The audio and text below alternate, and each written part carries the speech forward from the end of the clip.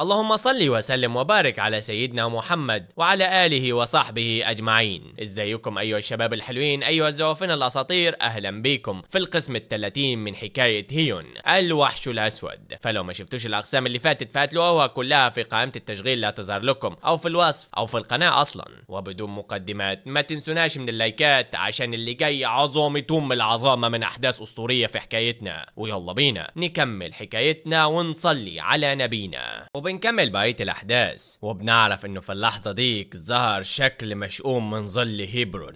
اختفى هيون ولكن واحدة من أرواحه ظلت في ظل هيبرون لأنه توقع إنه أوردا هتحاول تأذيه، ودلوقتي الروح دي قطعت دماغ هيبرون اللي تعتبر جزء من القوة المقدسة لأوردا، وخدت روحها وخلصت عليها في لحظة غفلة كبيرة. كانت حواس أوردا ضعيفة بسبب وهج القوة اللي خلفها هيرمس، عشان كده ما كانتش قادرة تمنع ده، ونتيجة الإهمال كانت معاناتها بشكل رهيب. وصرخة طويلة طلعت من واحد من معبد النوران الثلاثة، وبعدها بنشوف انفجار كبير جدا في الغابة، وبنشوف فرسان بيهجموا على بطلنا وبيقولوا علشان المعبد وقعوا الراجل ده بكل تأكيد. فبيقول بطلنا هيون الموضوع بقى ممل، ده اللي انتم هتقولوه ككلماتكم الأخيرة بو. وهنا بيطلع الساحر بو وبتعويذة واحدة بيدمرهم، وبيقول بطلنا دي هي المرة السادسة، انا مش محتاج حتى ان انا استخدم قوة التنين. هل كشفت وشك الحقيقي يا أوردا؟ لما شفت انهم استأجروا مرتزقة وقتلة شعرت بفرحة كبيرة. طيب من وجهة نظري هيكون من الافضل انه يجيبوا قوات كمان. وهنا بيقول له كيم سيدي احنا قضينا على كل الاعداء حوالينا. فبيقول له بطلنا جامد حلو قوي. فبيكمل كيم لكنهم مجرد حشرات صغيرة. فبيقول له شانون ايوه الاشخاص دول مملين قوي. هل ده كل شيء؟ مقاتلة الاشخاص الوضعيين دول بيقللوا من تقديري لذاتي. فبيقول لهم بطلنا ما تقلقوش كتير قوي كده، فهتزداد قوة الاعداء اللي هيجوا لما نطلع لفوق. وطبعا ده يا شانون لانك امتصيت بالفعل ارواح الاشخاص دول بشكل عشوائي وبقيت قوي جدا حتى ان انا ما طلعتش سيفي. فبيقول له شانون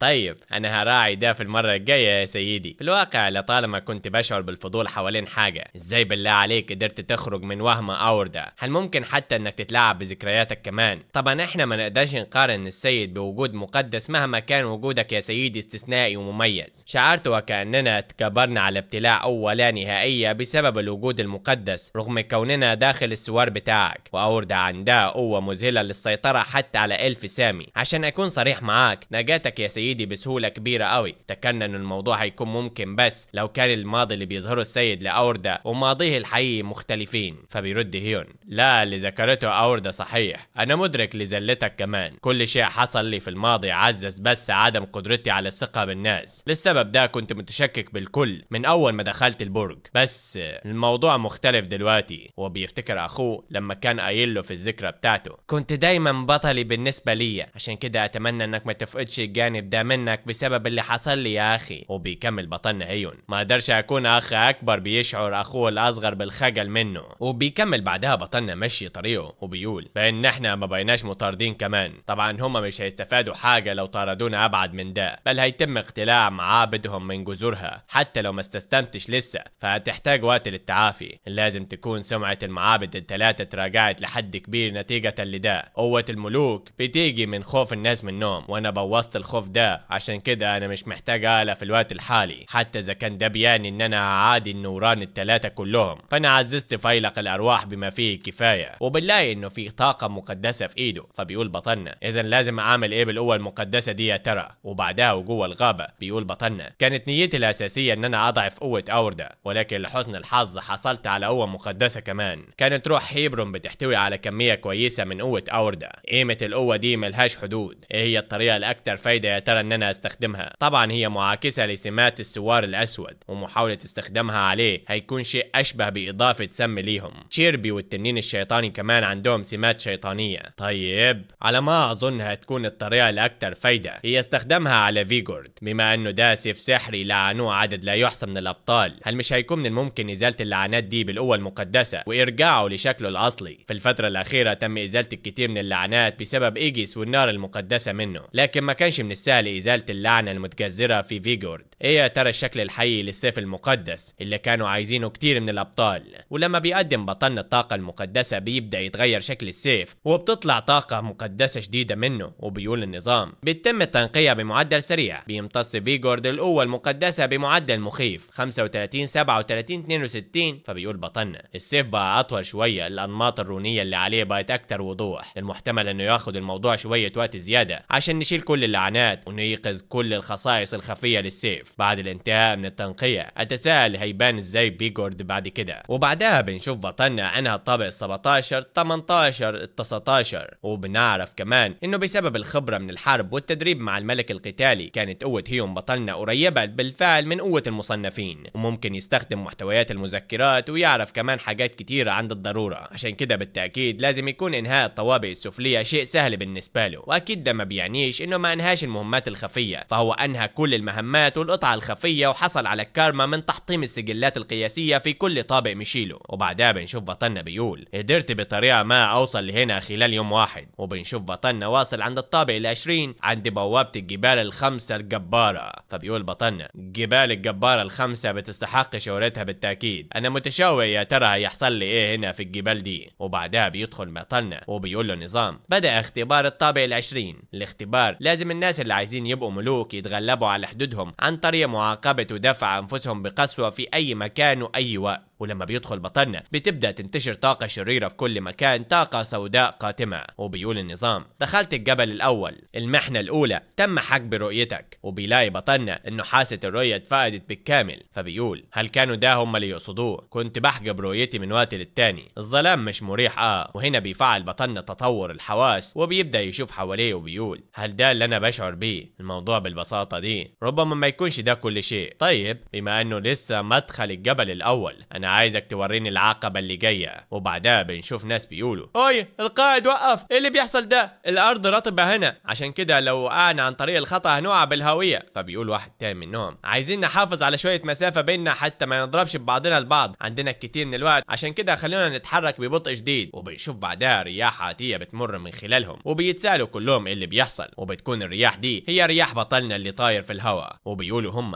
دي رياح بالتأكيد، حافظوا على هدوءكم كلكم. فبيقول بطلنا بنفسه للوصول للطابق ال20 لازم يكون الشخص درب حواسه لحد كبير. هل بتعتمدوا على الوقت؟ ايه الفايدة من كل ده يا ترى؟ وبيشوف بطلنا اثناء مروره ناس واقعين في مستنقع وبيطلبوا الانقاذ من اي حد. وبعدها بتيجي اشعار من النظام تاني بيقول انت دخلت الجبل التاني، المحنة التانية تم حجب سمعك. وهنا بيبقى بطلنا اصم تماما مش بيسمع اي حاجة. وبنشوف شخص بيقول اللعنة انا تم حجب حتى حاسة السمع بتاعتي، احنا مش هنقدر نستمر كده. فبيقول بطلنا بنفسه في حاجة غلط، هل ده كل شيء؟ جبال المحنة الخمسة، الجبال دي اللي بتتسمى كمان بجبال العناصر الخمسة، بتختبر اللاعبين باستمرار حتى يعبروا كل قمم الجبال. في الجبل الأول حاسة الرؤية بتاعتك بتروح، في الجبل الثاني بيتاخد سمعك، في الجبل الثالث بيتاخد الشم، في الجبل الرابع بتتاخد حاسة التذوق، في الجبل الخامس بيتاخد منك اللمس. الكل بيفكروا وبيتخذوا قرارات وبيستجيبوا بناء على المتغيرات والمحفزات الخارجية. في اللحظة اللي بيتم فيها منع كل ده كل اللي بيتبقى هو الذات. نتيجة لده ما كانوش الكثير من اللاعبين متعودين على الشعور بالعجز وغالبا بيستسلموا. ومع ذلك الارض دي هي ارض الفرص بالنسبة للاعبين اللي بيدربوا نفسهم، وكل ما ارتفع المستوى زاد ضغط المحنة والتعجيز. سمعت انه ممكن تدرب نفسك اكتر من خلال الضغط على نفسك بشدة. مش اللي انا بعمله ده بلا فايدة. طيب من الواضح ان الطابق ال20 كان المكان الاكثر زيارة في الطوابق الادنى من قبل المصنفين. في المذكرات ذكر اخي جونجو انه معظم اعضاء ارتيا واجهوا صعوبة كمان في الطابق ال20. وبنعرف احنا انه لطالما بطلنا هيون كان بيقسى على نفسه لدرجة انه ده ما اثرش عليه بجد، كان بيحاول دايما يجتاز حدوده ويتغلب عليها وبدون توقف، بيعمل محاولة اجتياز الحدود التالية وبيتجاوزها عدة مرات كل يوم.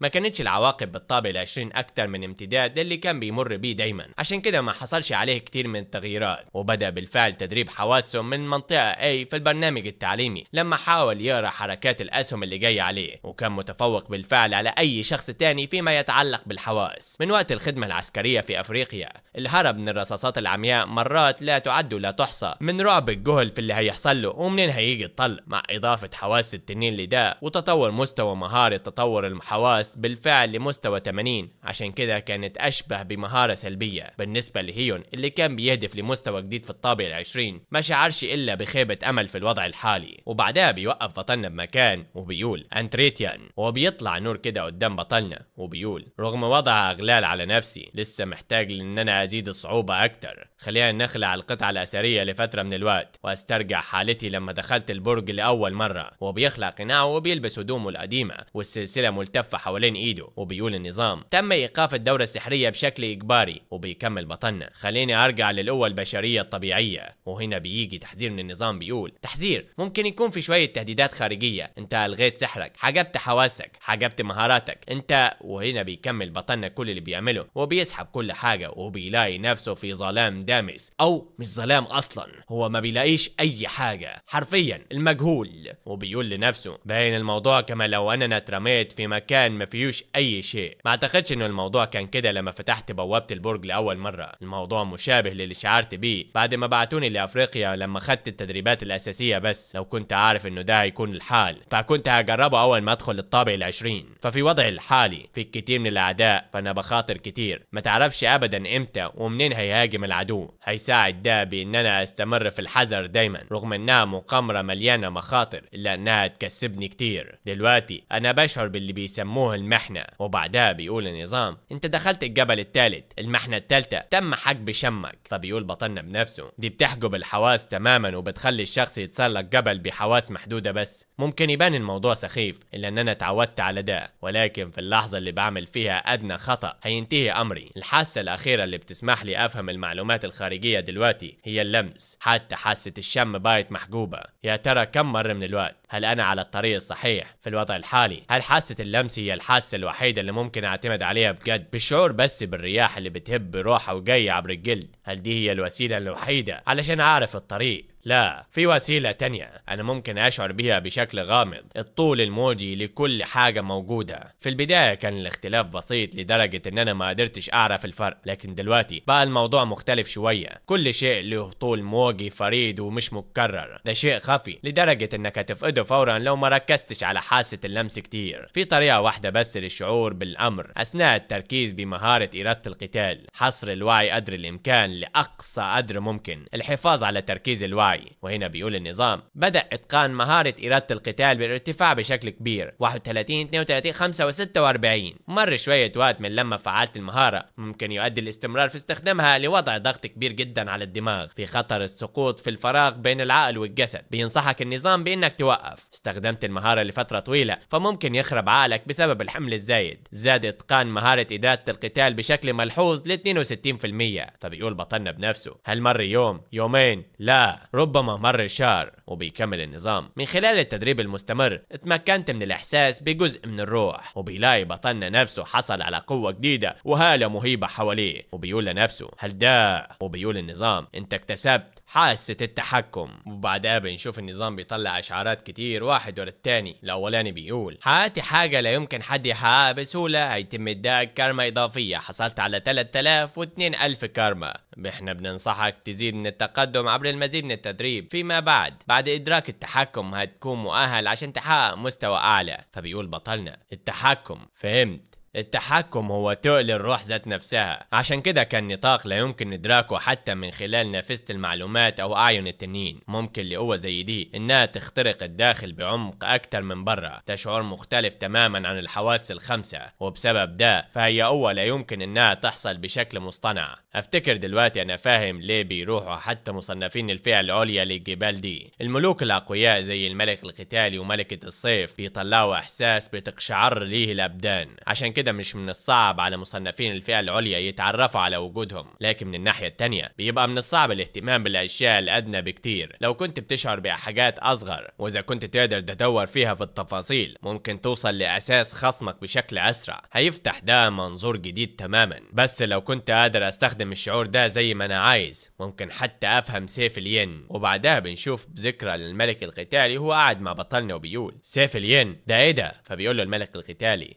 سيف الين ولكن هو الامنيه اللي لطالما كانت عشيرتنا عايزاها مع نسل اليانج. فبيقول له بطلنا امنيه يعني؟ فبيقول له الملك القتالي الموضوع مش معروف للعلن، لكن ببساطه ايوه. هل عندك اي فكره عن اصل قبيلتنا؟ فبيقول له بطلنا عارف انها بس قبيله دخلت البرج لما اتفتح. فبيقول له الملك القتالي صح، احنا قبيله اصليه مؤسسه داخل البرج، ورثنا ارث سلافنا ويفترض علينا نطور الارث ده اللي تركه وراه ازداء زي الموجانج والفنون القتاليه، ولكن في حاجه ما قدرناش نعملها من الاف السنين، شيء لعين كده. فبيقول له بطلنا قصدك؟ فبيقول له الملك القتالي بالظبط، دول هم سيف الين ونصل اليانج. الجمع بين المهارتين دول ممكن يقربوا من الموجانج اللي استخدموا سلفنا سيف بانجو الساطع. دي هي امنيتنا احنا. ده موجانج احد الاشخاص الثلاثه اللي فتحوا البرج، الثلاثي العجيب، عشان كده كنت عايزه بكل تاكيد، لكن على الرغم ان انا عبقري الا ان انا لسه مش قادر احط ايدي عليه. لحسن الحظ ورثت ادوار نصل اليانج بسبب موهبتها، ولكن سيف الين محدش ورثه حتى الان. وبيرمي له الملك القتالي تايو كتاب كده على الارض وبيقول له عشان كده انت هتكون اللي هيورثه. فبيستغرب بطلنا وبيقول له ايه قصدك ايه؟ فبيقول له تايو لا يمكن حتى انك تشوف من خلاله، هو مليان بحاجات بتشبه الامور الغريبه اللي بيعملوها الرهبان، مفيش الا شويه قصص شبيهه بالاساطير والخرافات فيه، عشان كده فهو ما بيناسبش ذوقي. افتكر انه هيكون اخر حاجه اقدمها ليك كمعلم. اشتغل بجد على ده على فكره. وبعدها بنرجع لبطلنا الواقع وبنشوفه قدام النار بيقول افتكرت انه الموضوع هيتضح شويه، فهم جهزوا المحتوى الغير اساسي من البدايه، ولكن لسه الموضوع مليان بالجمل اللي مش فاهمها اطلاقا. ودلوقتي انا فاهم ليه الملك القتالي تايو قال انها تشبه الامور الغريبه اللي بيقولوها الرهبان دي زي. وهنا بيطلع شانو من وراه وبيقول ايه هل بالفعل بتدرب حاستك السادسه؟ كنت هعلمك لما يكون عندنا فراغ، لكن ما كنتش اعتقد انك هتتدرب بالطريقه المتهوره دي. فبيقول لهم بطلنا الحاسه السادسه قصدكم ايه؟ فبيقول له شانون ايوه هل نسيت بالفعل يا سيدي؟ ده الاحساس اللي قلت لك انك محتاج تفهم النقطه المحوريه حواليه. فبيقول له بطلنا فاكر طبعا، لكني ما كنتش عارف انه ده هيكون الحاسه السادسه لاني افتكرت انه شيء متعلق بالتحكم. فبيقول له شانون تحكم؟ ايه اللي انت بتتكلم عنه ده؟ فبيقول له بطلنا هل مش كنت بتقصد الشعور بموجات الوجود؟ انا بدات بالفتره الاخيره اكتشف ده كمان، عشان كده لسه بجهل حاجات كتيره باستخدام موجات الروح في الاتجاه المعاكس وبعدها تصحي شعور جديد. ما كنتش اعرف انه دي كانت الحاسه السادسه. فبيكون شانون متفاجئ قوي مش عارف بطلنا بيقول عن ايه، وبيكمل بطلنا كانت دي قوه مفيده جدا. فبيقول له شانون لحظة ايه اللي انت بتتكلم عنه ده يا سيدي؟ وبعد فترة بيقول بطلنا انت ليه بقى جد كده؟ قولي ليه اتفاجأت يا شانون؟ فبيقول كيم الحاسة السادسة مرتبطة بالغريزة والعقل الباطن، وعلى الرغم انها بوابة لقوة الروح، ولكن افتكر انك عملت الموضوع بترتيب خاطئ يا سيدي. فبيقول شانون هل ده منطقي حتى؟ ده جنون. فبيقول لهم بطلنا اشرحوا لي حتى افهم ايه هي القوة اللي انتوا بتتكلموا عنها، هو تحكم الروح دي. فبيقول له كيم اذا كان تحكم الروح هو تقل الروح اللي بينمو مع تقدم الشخص، فقوة الروح هي القوة اللي بتستمد منه، ولأنه الروح غالبا ما بتجذب تيارات المانا، كل ما كانت القوة الروحية أقوى ارتفع مستوى القوة السحرية. ومع ذلك بما أن قوة الروح دي هي عالم العقل الباطن بالكامل، فهي عادة ما بتكون مدفونة بعمق بالإنسان. فبيقول له بطلنا ده صحيح، ولأنه الحاسة السادسة مبنية على الغريزة، فهل هي موجودة من الحد الفاصل بين الوعي واللاوعي؟ فبيرد عليه كيم أيوة إذا كنت تقدر تتحكم بشكل صح في الحاسة السادسة، وقتها ممكن تكتسب القدرة للتعامل مع العقل الباطن. لكن العقل الباطن منطقة يصعب الوصول ليها لأنها عميقة قوي بحيث بتمثل 80% من الوعي الكلي. إذا تم التعامل معها بطريقة مش صح ففي خطر كبير إنه يتلف عقلك أو ممكن تتلاشى ذاتك، عشان كده أنت كان لازم تتعامل معها بحذر شديد. فبيرد بطلنا في النهاية لا يمكن الوصول للروح إلا من خلال بوابة العقل الباطن. ده بيعني إنه من هنا وجاي هكون قادر أتعامل مع قوة الروح شوية شوية، ولكني ما فتحتش البوابة حتى. هل تقصد إن أنا فتحت بوابة من جوه باستخدام قوة الروح؟ فبيقول له شانون من السهل انك تقول كده، ده الشيء السخيف بحيث مش ممكن يكون ممكن من الاساس. باختصار انت بتعمل ايه لما بتحاول تدخل مبنى مقفول؟ فبيقول له بطلنا هعمل ايه؟ هدخل من الباب اللي قدامي. فبيقول له شانون ايوه تروح من الباب اللي قدامي، او ربما يفكروا البعض انهم يدخلوا من الباب الجانبي، لكنك يا سيدي انت نطيت من السطح ودخلت لجوه ووصلت الطابق الاول. فبيقول بطلنا وهل ده شيء خطير قوي؟ فبيقول فبيقول له شانون انت بتقول كده دلوقتي بقى انا. فبيقول له بطلنا كفايه يا ابني، انا ممكن اعمل اللي انا بشعر بيه من خلال تحكم الروح، لا يمكن استخدم قوه الروح حتى الان يعني. فبيقول له شانون اذا كنت قدرت من ده بالفعل لكنك اختفيت كنت هتقع بالفعل للطابق ال77. قوه الروح هي قوه ما يقدروش حتى مصنفين الفئه العليا يستخدموها بسهوله، حتى حاكم السيف وملكه الصيف ما يقدروش الا يستخدموا جزء منها، والقدره دي خطيره قوي ولكنها مفيده بنفس الوقت. بمعنى تاني بيبقى الشخص سامي بجد، بقى جسده ما فيهوش شوائب وتجاوز الحدود الماديه. فبيقول بطلنا افتكر انه ده اللي بيسموه الملوك والشياطين. فبيقول له شانون ده صحيح، لكن لسه من السابق لاوانه انه يستخدم السيد قوه الروح، لو اسأت استخدامها هتتمحل روحك وتقل شويه شويه. فبيقول بطلنا انا بشعر بده كمان، هي مختلفه عن المانا اللي ممكن نجددها في اي وقت عبر تيارات المانا المتدفقه. قوه الروح هي القوه اللي بتصدر من الروح ذات نفسها ولا يمكن تجديدها. بعباره تانية ده بيعني انها قوه لا يمكن الوصول ليها الا من خلال نمو الروح لما لا نهايه. فبيقول له كيم ومع ذلك يا سيدي فمجرد القدره على الشعور بتحكم الروح شيء مذهل، ده عالم لا يمكن الوصول ليه بسهوله، بعد كده هيكون الموضوع اسهل. مفيش داعي تقول انه ده بيتضمن حاستك السادسه كمان. فبيقول شانون عشان كده وقبل اي شيء زي ما عملت مع تحكم الروح فكر في توسيع حاستك السادسه لبرا. فبيستغرب بطنه وبيقول اوسع الحاسه السادسه لبرا ازاي؟ فبيقول له شانون الحاسه السادسه بعد كل شيء هي نوع من انواع الحواس، لا يمكن تخليها جوه العقل الباطن بس، بل ممكن توسعها وتخليها تنطلق لبرا وتمشي. بعباره تانية هي بتخلق ممر عشان تخرج منه قوه الروح. فبيقول له بطلنا انشئ قناه ما بينهم يعني. فبيقول له شانون بالظبط كده، حاجه مشابهه لده. هيجي وقت تنطلق فيه روحك لبرا يا سيدي، ولاطلاق قوه الروح لازم توسع الحاسه السادسه لبرا. فبيقول بطلنا لنفسه تحكم الروح وقوة الروح والتعامل مع الروح ده بيعني البدء بجدية بصعود البرج. حتى الآن أنا كنت ببذل الكثير من الجهد لكن كف الكثير من الصدف كمان. ما كانش من غير المعقول إن احنا نقول إن أنا مشيت في الطريق اللي جهزه جونجو ليا، كانت المذكرات مليانة بالفعل بالمعلومات المفيدة، لكن دلوقتي ده هو الطريق اللي لازم أمشيه بنفسي عشان أشكل قوتي، توسيع الحاسة السادسة. أتساءل إذا كان هيكون ممتع إن احنا نعمل ده. فيا ترى إيه اللي هيعمله بطلنا بعد كده، وإيه الحاجات المجنونة والجبارة اللي هيعملها في أثناء تسلقه للبرج؟ كل ده وأكتر هنعرفه في الأقسام اللي جاية من حكاية هيون الوحش الأسود. ولو وصلتم للدقيقة دي من الفيديو اكتبوا لنا المنجل القاتل. وبس ما تنسوناش من اللايكات والاشتراكات، ما تنسوش تصلوا على النبي الكريم تذكروا الله. أشوفكم ساعتها بخير إن شاء الله. شكرا على المشاهدة، سلام.